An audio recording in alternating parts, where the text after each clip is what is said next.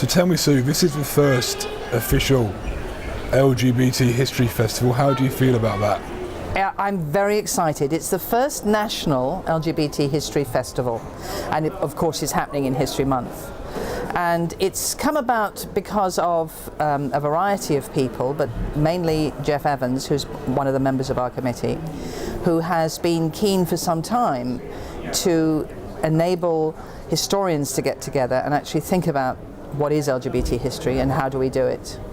And to try and make it more real in a sense, because there's been a lot of heavy theory stuff, which I didn't go to university, so I don't expect to understand academia, but I did expect to understand papers which were supposed to be about my community, and it made no sense to me at all. So what we're attempting to do is really look at history, have some sense of research and getting a sense of what really happened rather than the theory. And amazing launch last night with Charles Upchurch, an American, interestingly enough, uncovering the most extraordinarily interesting facts about British history and discovering these guys who 100 years before we knew were trying to make an attempt to challenge the illegality of male homosexuality. Wonderful. And so exciting to learn. And then Peter this morning, when he opened the academic conference, made the brilliant point that we need the researchers, we need the academics to do the work to challenge what's happening. So he cited a piece of research looking at what was happening to young people in same-sex families, and was able to prove by their research that there was nothing untoward happening, that those children who were brought up by same-sex families were faring at least as well and no better, as it were, than being brought up by heterosexual families.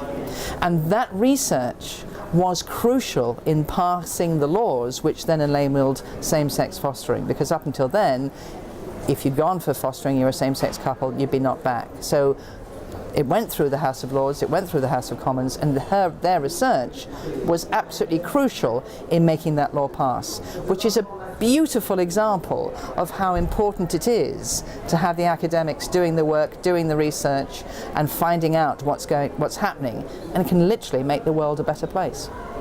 So this festival has got three strands to it, in a sense. It's got the academic strand. We didn't think we'd get over 80 people. I mean, this was a pilot. This was an attempt to see what is out there, who are interested. People have travelled from Norway, from Germany, from Asia, from North America. It's been amazing. So they're busy over there doing really exciting stuff. And then here we are in the wonderful Central Library in Manchester, and they have thrown open the doors to us, and there's wonderful work going down there. They've got all sorts of archives stuff and everything else, and we've got 3 events happening on the hour, as it were, 2 speakers, and we've also got a family strand. So we have activists, we have talking heads, we have people telling the world about what we've been up to. And we also have a family and children's strand where we're reading inclusive books from 0 to 18, in a sense, to try and enable parents and kids and teachers to actually recognise there is material out there, there are resources which are inclusive that you can use in your home and in your classroom. So it's fascinating to see that there has been the interest that there is, really. I'm thrilled. So why is it important that we have LGBT History Month? Well, I mean, I instigated it 10 years ago with my then co-chair Paul Patrick, who was a Manchester man, and he lived in Burnley, and we lost him some years ago. He died. And when we launched it, people thought we were mad and didn't think it would take on.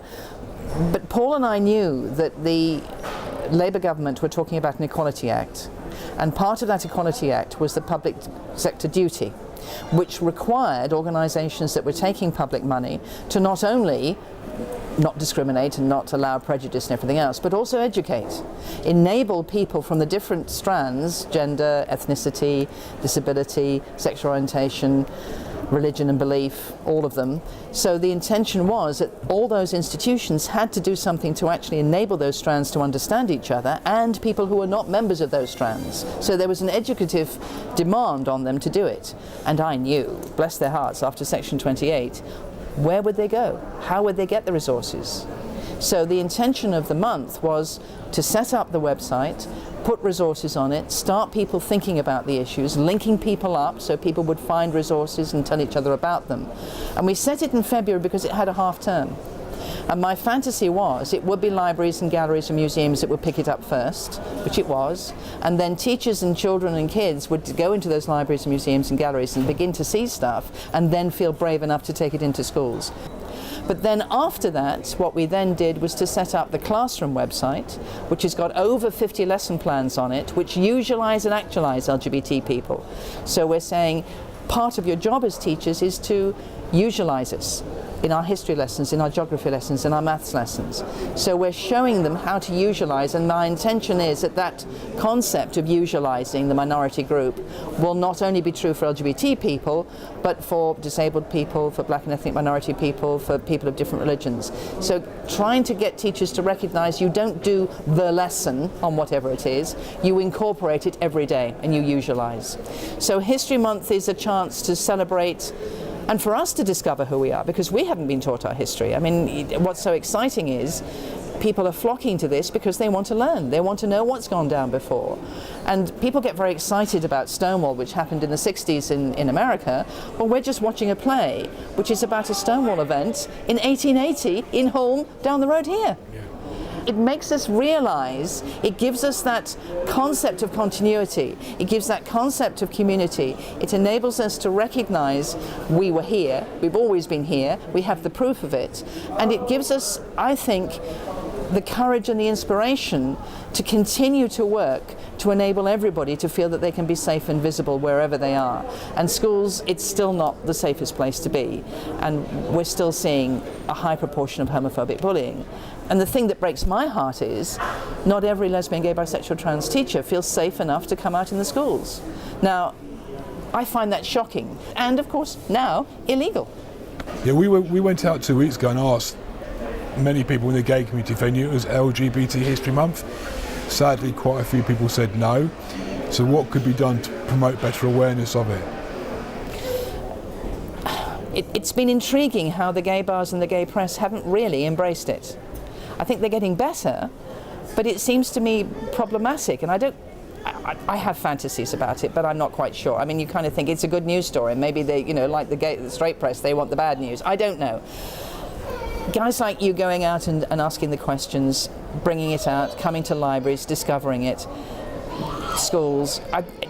We have to get to all the different parts of the population, you're absolutely right, and I'm still shaken at the number of people who don't know, and equally excited the number of people who do, So I think it is a continuing job. What saddened me is that I have bombarded the BBC, who are only down the road. No takers. We have Stuart Milk here, Harvey Milk's nephew. I have told the BBC, I've told the ITV, no takers, and I find that shocking. It's bad enough that they ignore the really exciting British activists, and we have many, and some of them are here, Linda Bellos, Peter Tatchell, Christine Burns, they're here, they're talking and speaking about it. But to have Harvey Milk's nephew, and for them to ignore him, I'm shaken. So as you're aware, we have a general election looming. What would you like to see as a declaration of policy from the main political parties in regards to better LGBT equality? The thing that I've been passionate about is saying we need to train our teachers. We should not be allowing teachers to go into the classroom that have not had an in-depth training around equality and diversity, not just LGBT issues, but equality and diversity, and a chance for them to really think about what their relationship to power is, what their relationship, what prejudices they're holding, do some unpicking, do some discovering and thinking about equality and diversity issues. So when they're going into the classroom, they have an understanding of where stereotypes and prejudices have come from, have a clarity which then can help them do some of that work of educating out prejudice. In Schools Out, we have that strapline, let's educate out prejudice. So for me, if I had one wish, it would be that teachers were compulsorily, brilliantly trained on equality and diversity, and that's the message I've been sending out to politicians for years. Okay. If we were to give you access to a time machine and you could go back to any moment in LGBT history, which moment would that be and why? Gosh, what an interesting question. Well, when I was sort of in my 20s, I was desperately looking for lesbians, and I spent a lot of time in the British Museum asking, where are the lesbians? You can imagine the replies I got. I began to find a few, and there is a very interesting time in Paris. So there's Gertrude Stein, there's Radcliffe Hall, there's Virginia Woolf popping over there, there's Ethel Smythe.